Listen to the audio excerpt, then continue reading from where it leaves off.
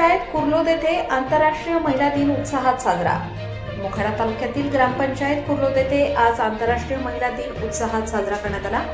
या कार्यक्रमाचे आयोजन ग्रामपंचायतच्या वतीने करण्यात आले होते। कार्यक्रमाला ग्रामपंचायतीचे सरपंच मोहन मोडक, ग्रामपंचायत सदस्य, ग्रामपंचायत अधिकारी तसेच अंगणवाडी सेविका, मदतनीस आणि आशा कार्यकर्त्या मोठ्या संख्येने उपस्थित होत्या। यावेळी गावात उत्कृष्ट कामगिरी करणाऱ्या महिलांचा सत्कार करून त्यांचे कौतुक करण्यात आले। उत्कृष्ट कामगिरी करणारी अंगणवाडी सेविका सविता सखाराम बुधर, उत्कृष्ट कामगिरी करणारी आशा कार्यकर्ती लक्ष्मी ईश्वर पालवे आणि उत्कृष्ट कामगिरी करणारी अंगणवाडी मदतनीस कौशल्या संदीप बुधर यांचा शाल, श्रीफळ व पुष्पगुच्छ देऊन सन्मान करण्यात आला। या प्रसंगी उपस्थित मान्यवरांनी महिलांच्या समाजातील योगदानाबद्दल गौरवपूर्ण शब्दात भाष्य केले, तसेच महिला सशक्तीकरणाचे महत्त्व अधोरेखित केले। कार्यक्रमात उपस्थित सर्वांनी महिला दिनाच्या शुभेच्छा देत महिलांच्या कार्याचे कौतुक केले। प्रतिनिधी रघुनाथ गांगुर्डे, पालघर जिल्हा।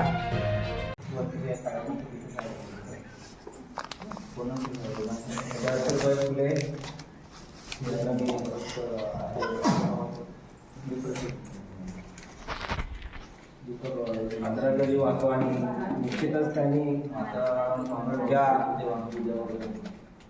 खरी म्हणजे स्त्रियांना जगण्याचा, शिक्षण घेण्याचा अधिकार सावित्रीबाई फुले यांनी दिला, त्यांना मी वंदन करतो। आणि आज आपण खरं तर बघायला गेलं तर 8 मार्च या दिवशी महिला दिन म्हणून साजरा करतो, परंतु हा काही रविवार असल्यामुळे तो दिन आपल्याला काही 8 तारखेला साजरा न करता आज आपण साजरा करतोय ग्रामपंचायत कुर्लोद या ठिकाणी।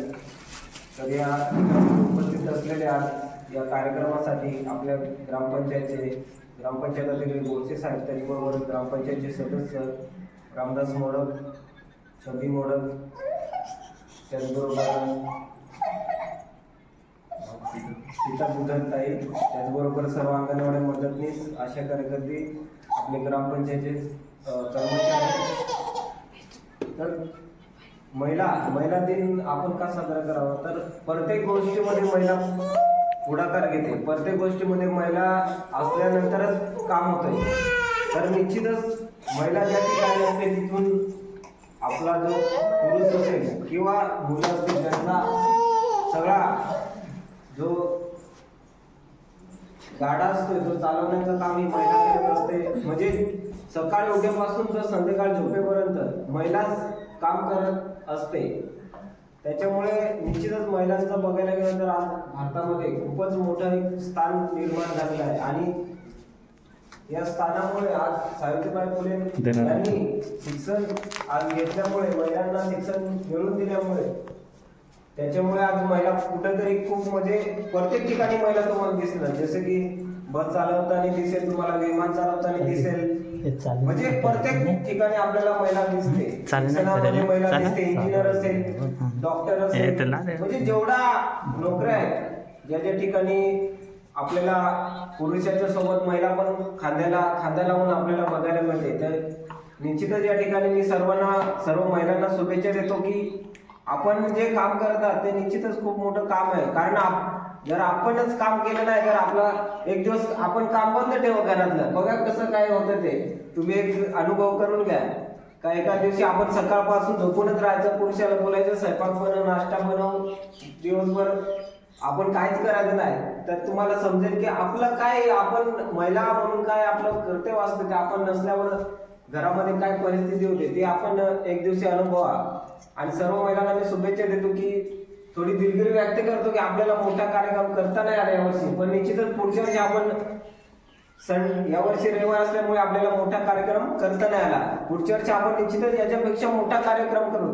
त्या ठिकाणी आपण अनेक स्पर्धा घेऊ, जसे की हळदी-कुंकू असेल, संगीत खुर्ची असेल, अजून लंगडी असेल, अशा छोटे छोटे आपण कार्यक्रम त्या ठिकाणी घेऊ। आणि त्याच्यातून कसं महिलांचा सहभाग पण आपण त्याच्यामध्ये महिलांना एक प्रोत्साहन त्यांना देऊ की एकत्र आपण म्हणजे तिथं नाश्ता ठेवू, असं छोट्या छोट्या गोष्टी आपण करण्याचा त्या ठिकाणी प्रयत्न करू। तर मी थोडीशी दिलगिरी व्यक्त करतो की आपल्याला छोटासा कार्यक्रम आज आपण घेतो या ठिकाणी, मोठा कार्यक्रम आपल्याला घेता नाही आला, त्याच्याबद्दल मी दिलगिरी व्यक्त करतो आणि माझे 2 शब्द संपवतो। जय हिंद, जय महाराष्ट्र। की जागतिक महिला दिन म्हणजे आपल्याला माहितीच आहे की महिला एक खंबीर व्यक्ती आहे जी सर्व गोष्टी सर्व बाजू सांभाळून नाण्याच्या त्या दोन बाजू असतात त्या नाण्याच्या दोन्ही बाजू सांभाळून काम करत आलेली आहे. ती आपलं घर पण सांभाळते, ती आपलं दप्तरसुद्धा सांभाळते, समाजातसुद्धा वावरते, म्हणून तिला एक नारीशक्ती म्हणून नाव दिलेलं आहे. ठीक आहे. तर तुमच्या या सर्व कारकिर्दीला माझा सर्वांना सलाम. अशीच काम करत राहा. खूप चांगलं काम करताय तुम्ही आणि यापुढेही ग्रामपंचायतीला किंवा तुमच्या कार्यक्षेत्रात प्रशासनाला मदत करत राहा. दरवर्षीप्रमाणे आपण यावर्षीही गेल्या वर्षी आपण काहीतरी भेटवस्तू देण्याचा प्रयत्न केला होता. यावर्षीही आम्ही मागे चर्चा केली होती, सरपंच साहेबांना आम्ही फोन केला होता की सरपंच साहेब यावर्षी आम्ही काहीतरी नियोजन करायला हवं. सरपंच साहेबांनी एका शब्दात सांगितलं की भाऊसाहेब तुम्हाला काय वाटेल ते तुम्ही करा, आपण नियोजन करू पण आपण काहीतरी भेटवस्तू देऊया. तर मग आपण आपल्या ग्रामपंचायतच्या हिशोबाने आपण सर्वांना भेटवस्तू आलेले आहे. मी सर्वप्रथम नाव घेतोय, त्यांनी पुढे येऊन भेटवस्तू स्वीकारली.